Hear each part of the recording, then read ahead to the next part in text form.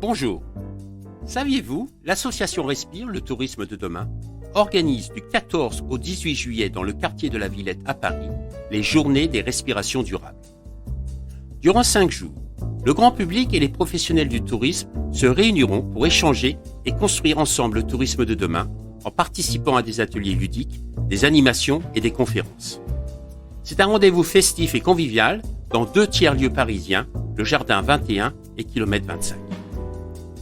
Expérientiel, le podcast du tourisme positif, est heureux de pouvoir contribuer aux journées des respirations durables en produisant son premier hors-série. Les nouvelles technologies, la meilleure gestion des flux touristiques, le slow tourisme, la formation des futurs professionnels du tourisme, la traçabilité touristique ou encore la mise en place d'une charte éthique, autant de défis que le tourisme de demain devra relever avec la participation de tous ses acteurs. Le programme de ces journées s'articulera autour de 5 thématiques qui retracent l'expérience voyageur dans sa globalité, du choix de la destination au retour chez soi. Pourquoi partir et comment préparer son voyage? Comment choisir sa destination? Comment y aller? Une fois sur place, que faire? Au retour, comment pérenniser son expérience? Les familles, voyageurs solos, groupes d'amis, des couples et voyageurs de tous bords pourront ainsi déambuler au fil des stands pour participer aux animations, ateliers, projections, conférences et tables rondes proposées autour de ces thèmes. Le programme détaillé de l'événement sera communiqué prochainement sur le site de l'association Respire, le tourisme de demain à l'adresse suivante: respire.travel.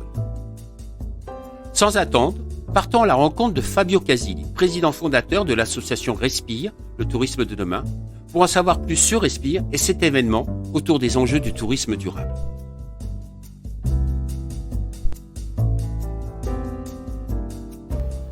Bonjour Fabio, merci de me recevoir ce matin pour parler de Respire. Comment vas-tu? Bonjour François, écoute, je vais très bien. Je suis pas à plaindre. La période est encore compliquée pour moi comme pour tout le monde, mais on essaie d'aller de l'avant le mieux possible. Tu es le président de Respire, l'association du tourisme de demain. Est-ce que tu peux nous en dire un peu plus? Oui, président fondateur de ces mouvements incroyables qui s'est créé autour de Respire, qui est venu d'un besoin que j'ai ressenti au début du confinement en 2020. Je me suis dit qu'il fallait profiter de cette période pour réfléchir à comment on allait repartir, parce que j'étais persuadé qu'on allait repartir, mais j'avais pas très clair comment cela allait être possible. Donc j'ai appelé quelques amis avec qui on a commencé à discuter et qui ont été les premiers à commencer cette réflexion qui dans le temps est devenu ces mouvements incroyables et inattendus de Respire. C'est néanmoins quelque chose de très satisfaisant parce que on s'est rendu compte que ça répondait à une vraie problématique, à un vrai besoin de beaucoup de professionnels.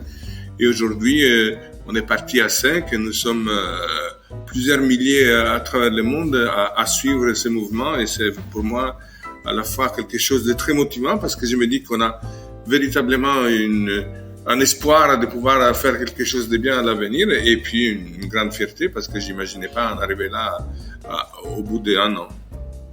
Eh bien, au bout d'1 an, quels sont les grands apprentissages, justement les constats que tu as pu faire à travers cette année où il y a eu pas mal d'actions qui ont été menées? Écoute, alors déjà, il faut dire qu'auprès de Respire, surtout au départ, il y a eu 2 typologies de personnes qui se sont rapprochées. Il y a eu des gens comme moi, comme toi, comme Frédéric, comme plein d'autres personnes qui sont venus pour dire ok, on veut être actif, on veut réfléchir, on veut voir de quelle manière on va pouvoir repartir.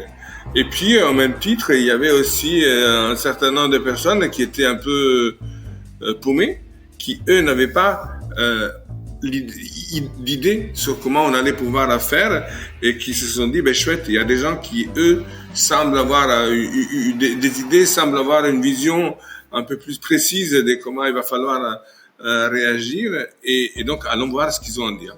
Voilà. Donc il y avait des gens pour qui Respire a été un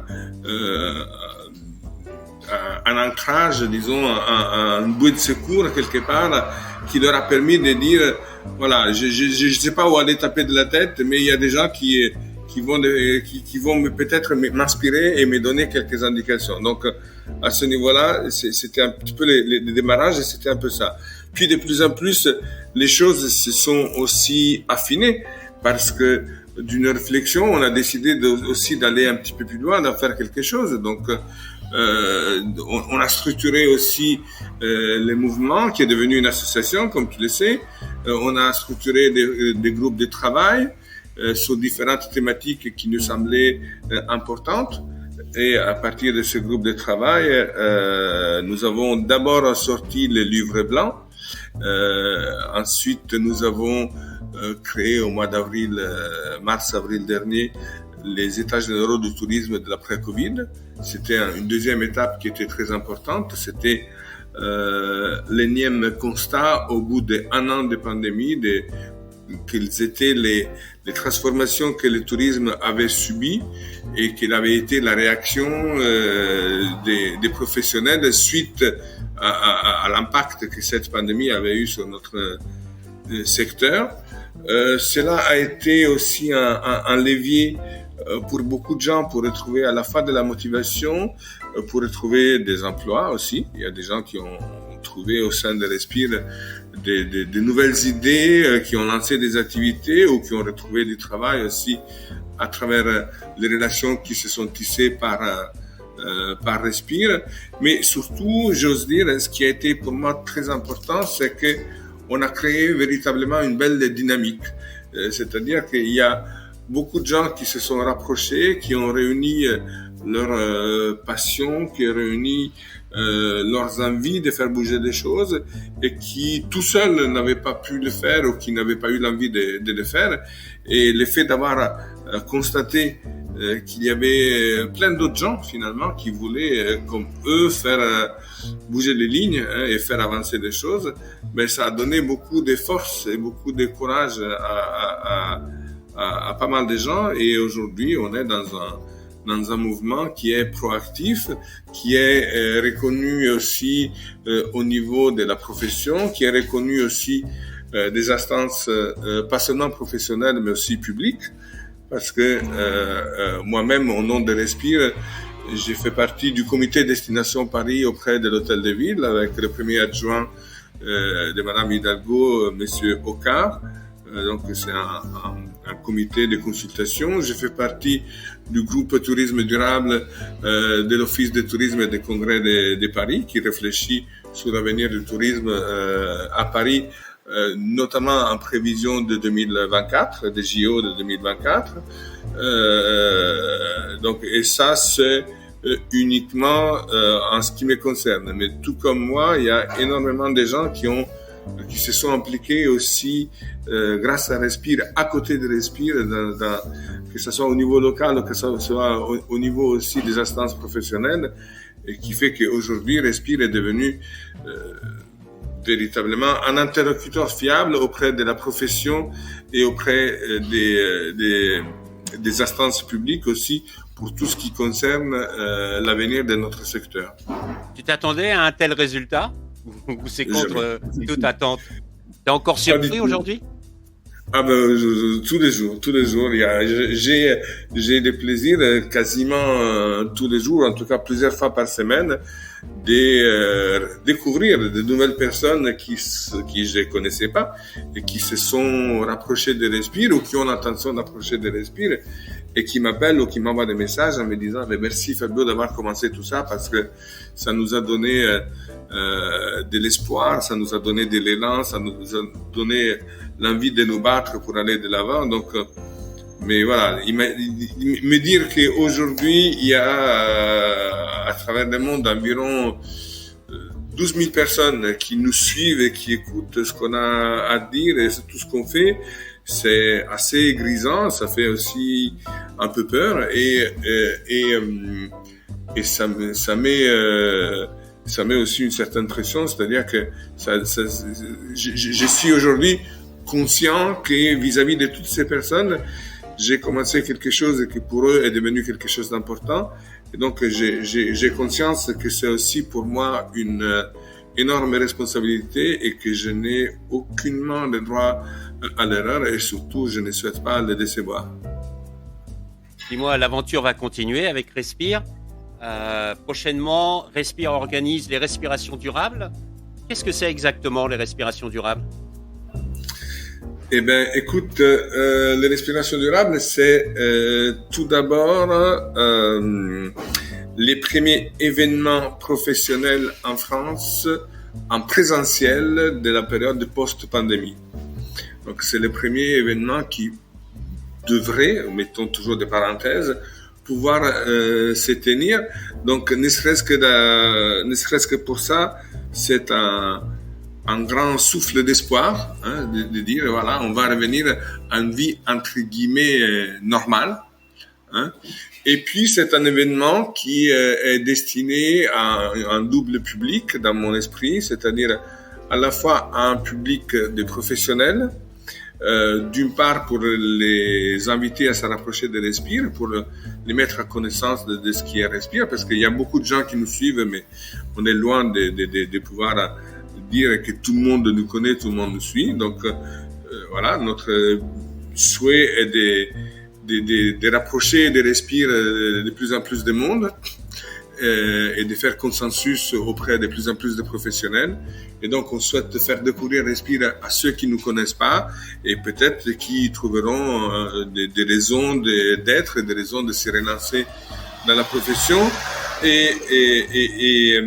Et c'est aussi une manière pour leur faire prendre conscience des changements qui vont être nécessaires pour le tourisme de demain, pour pouvoir relancer nos activités. Et d'un autre côté, c'est un événement qui s'adresse également au grand public pour leur montrer que la profession a pris conscience de quels étaient les enjeux de cette pandémie, a pris conscience que même au-delà de cette pandémie, parce que la pandémie finalement n'a fait que accélérer un mouvement, mais des problèmes que la pandémie a mis en exergue étaient déjà présents. Ils ont juste explosé suite à ça. Voilà, donc c'est une manière de faire comprendre au grand public que nous avons pris conscience de certaines choses, qu'il y avait des choses à changer et qu'enfin il y a des gens dans la profession qui sont en train d'œuvrer pour pouvoir le faire et pour pouvoir le servir le mieux possible demain. Donc il y aura des professionnels du tourisme, dans un tourisme engagé vers un tourisme durable peut-être. Il y aura des ateliers, il y aura des animations, il y aura des professionnels, le grand public. Et ça se passe où et quand? Alors c'est à la belle saison, c'est en plein été, du 14 au 18 juillet prochain. Et ça se passe près de la Villette, à Paris, dans deux tiers-lieux qui s'appellent les Jardins 21, qui existent déjà depuis 2018, et un nouveau lieu qui va être inauguré le 18 juin prochain et qui s'appelle le kilomètre 25. Après ça, c'est quoi l'objectif? Il y a vraiment énormément de choses qui se préparent. Respire est en train également de réfléchir à obtenir une certification en tant que centre de formation pour accompagner justement les professionnels qui le souhaitent dans une formation aux nouvelles donnes, disons, qui se sont imposées dans nos métiers, et notamment vers le tourisme durable, donc pour véritablement former des gens aux bons usages du tourisme.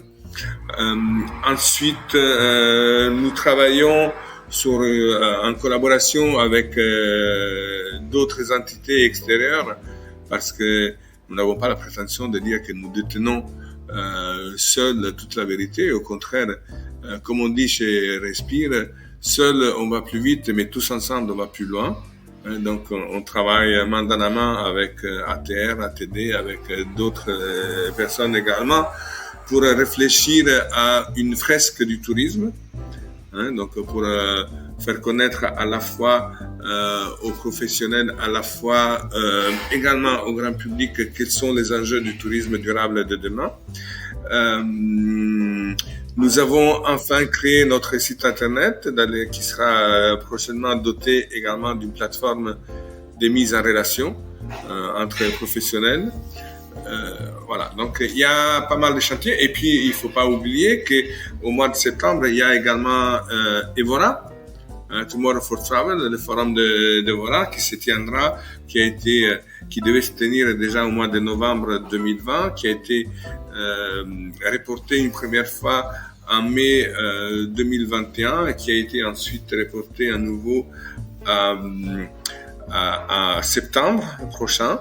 Donc là, véritablement, nous allons présenter notre livre blanc et nos conclusions. Et nous serons présents également à Topresa au début du mois d'octobre avec un stand sur lequel les gens pourront venir nous rencontrer et qui pourront se rapprocher de notre association et suivre nos travaux. Donc ça bouge et respire, c'est bien, il y a de l'action, c'est en mouvement. Ça respire beaucoup. Bien, Fabio, je te remercie pour ce temps. On se retrouve le 14 juillet donc pour les respirations durables à la Villette, c'est ça? À la Villette, absolument. Et merci à toi, François, et au plaisir de te voir à cette occasion, comme j'aurai plaisir aussi à rencontrer toutes les gens qui voudront en être. Oui, et puis ça sera l'occasion aussi de se rencontrer finalement physiquement. Absolument, absolument. Ce qui n'est pas la moindre chose vu le temps qui court. Exactement, c'est à la limite de l'exploit. Tout à fait. Fabio, je te souhaite une bonne journée et à très bientôt. Au revoir. À très bientôt, François. À bientôt. Au revoir.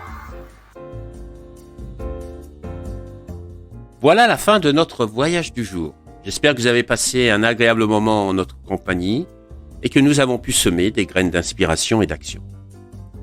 Si vous avez aimé ce podcast, favorisez sa diffusion en le partageant sur vos réseaux, en vous abonnant pour suivre tous les épisodes à venir. Et si vous avez juste encore un petit peu de temps, donnez-lui 5 étoiles sur Apple Podcasts ou votre plateforme préférée. Le tourisme de demain, c'est maintenant qu'on le construit, ensemble, guidé par le sens et l'expérience en lien avec nos territoires. Alors je vous dis à très bientôt.